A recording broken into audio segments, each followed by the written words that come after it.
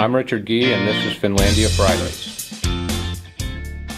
Welcome to Finlandia Fridays. My name is Michael Babcock, and this is our weekly interview series here at Finlandia University. Today we are joined by Dr. Richard Gee. Rich, welcome to the show. Thanks for having me. We're excited to have you here to talk about one of our academic programs. This is a kind of episode we haven't done in a little while here, but it's one I'm really excited about because it gives me, and I was telling you about a little bit before this, but it's a chance to really dive into one of these programs and get to know what the strengths of it, why somebody's interested in it, what somebody can expect as outcomes of it. So let's just have you kind of, right off the bat, talk about it.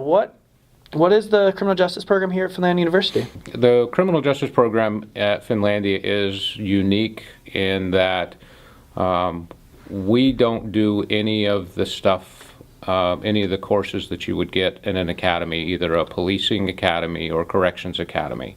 All of that stuff is taken out of the curriculum. Instead, what we do is we focus on a skill set that is useful for a broad range of careers after graduation. Students will take introductory courses, but they take statistics. One of the things that's important, the criminal justice field, is the use of statistics now in federal reporting requirements and things like that. So students will be are required to take a statistics course.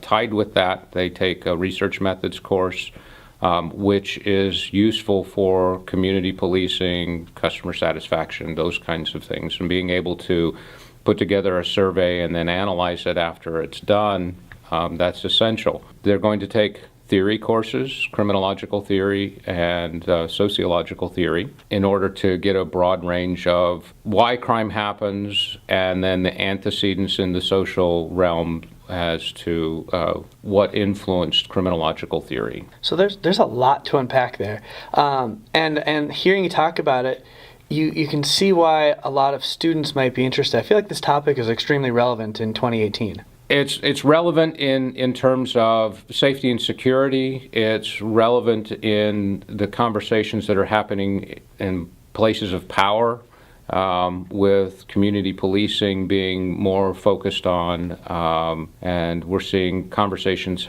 occur about criminal justice reform in general. And so having students that are adept at handling the different aspects of the criminal justice system through frontline folks all the way through policymakers is where our program is strong. Do you guys get to have, really, it seems like you guys would have some really engaged conversations because of everything that's going on. I mean, it seems like the conversations are probably more heated or more engaged because of what they're seeing. They're more engaged, but I wouldn't say that they're more heated because criminal justice policy statutes, they're without emotion. Yeah. And so we can go and unpack both sides of an argument and look at the argument on its merits and kind of eschew all of the rhetoric that surrounds the conversation. That's it sounds like a lot of students are probably have a lot of light bulbs go off in these classes then. Oh yeah, so much so that sometimes it's like it'll give me a migraine. That's excellent. We see a lot of students come into this program, particularly the bachelor's program. What is it do you find that students find most interesting about being a criminal justice major? I think that when they come into the program, they generally have a particular career path, whether they want to go into policing, and that's generally the one that I see most, is I want to be a police officer. But because the program is broad, they see that they can have other opportunities, like going into graduate school, going to law school. We have graduates that are currently in law school. And so it opens up the full breadth of career opportunities after graduation for them. I think this law school thing is quite interesting. I know we've been in touch a few times about some of the graduates at different institutions across the country. What have those students have succeeded here? What made them interested in law school, and what do you think that their strengths were as they started that? So the university focuses on social justice, and that's where the criminal justice field, that's my focus, is social justice. And so when students come in and they begin to realize that they can impact some kind of change. So, we have students at state institutions, we have them at private institutions. In having the conversations that we have, they can look at something on its merits. They kind of set aside their emotional attachment to an issue, and then they begin to argue it on the merits of the argument. I think that they realize that they can do something. I mean, some of the upper division classes, so we have a crime and public policy class where students have to present on different aspects of the criminal justice system, and they see how policy impacts practice.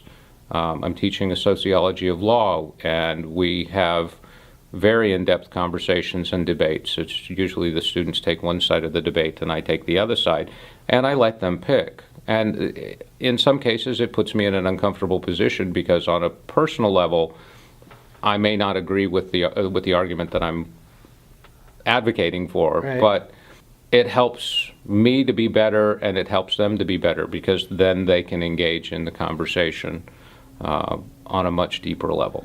I think these experiences are truly what makes the college experience something unique. It's much more than just gaining a couple skills that are going to help you in a profession. It's about really opening your mind, and hearing you talk about that, I think, is rewarding. Is it rewarding for you being the professional, being the professor on that? I love going in and having a conversation with students. I like the debate. Sometimes I have the students engage in debates between themselves. In the criminal law class, we would do debate Wednesdays, and students would come in and they would pick a team, and I would say, okay, here's what we're debating. You pick a side. They would split up, and then they would have to debate a legal issue on the merits. And these are conversations that are happening in courtrooms all the time. Yeah. And so they get to engage in those same conversations. And I think they like it. They seem to enjoy it as well. Unless, of course, they're on the losing side. Right. Well, let's go back to something you talked about briefly, too, is policing. A lot of students are interested in becoming a police officer. What is it about our program that works for them for that career field? The broad range of topics that we can discuss. I think having courses, so right now I'm teaching a course in crime and inequality. Having that conversation about inequality in relation to criminal activity makes a better police officer. Having someone that can set aside bias, set aside stereotype, and again, focus on the merits instead of their preconceived ideas. We have those conversations, and it makes a better police officer. That's excellent. I want to go into the final topic here. Talk a little about study abroad. You go every year on a study abroad trip, and there's also another opportunity that students have here. Let's talk a little about the one you go on every year, and we're going again this spring? We are going this spring. We have 4 students that are going. The first study abroad opportunity is we do a comparative criminal justice systems course, and we go to Finland. It started with going to Finland and Russia, and we did tours of prisons. We have lecturers from Marquette University, Appalachia State, Sheffield Hallam, University of Tampere in Finland, and myself, and faculty and students from all of those universities get together in Finland, and we talk about the different criminal justice systems in that class.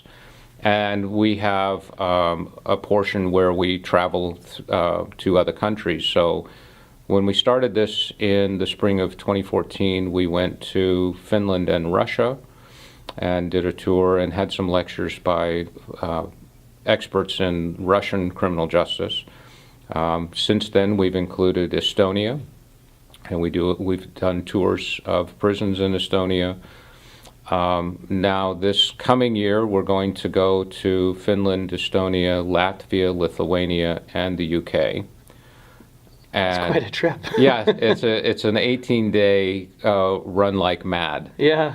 And this year we'll be going to a former Soviet interrogation bunker. It's about 15 feet underground, and they'll be treated as enemies of the state for about 3 hours. That sounds intense. It's intense, but I think that showing them the extremes, because Finland is on the other side of the equation. Finland is referred to by a colleague of mine as gentle justice. Okay, so Finland has two types of prisons, open prisons and closed prisons. In open prisons, inmates stay in their jobs. They can go to school, and they just have to return to the prison during when they're not engaged in other activities. And every inmate will go to an open prison at some point. And then the closed prisons are typically like you would see in the United States. But an open prison, one of the open prisons that we visit, there are no fences. Oh, that's a lot different than what I envisioned with the prison. Vastly different. And so showing both extremes, Yeah. I think, gives them a better perspective on where we are in relation to other countries. Excellent. So we're going to go quickly over the other study route of opportunity because we are running out of time here for this week. The other one's in the United Kingdom, correct? Yes. We have a semester exchange with Sheffield Hallam. Students can enroll and in courses over there. They pay their tuition here, and then they travel, and my colleague at Sheffield Hallam helps them through a semester there. Excellent. Well, thank you so much for being on the show this week, Dr. Gee. Thank you. Thank you. And we will see you guys next Friday.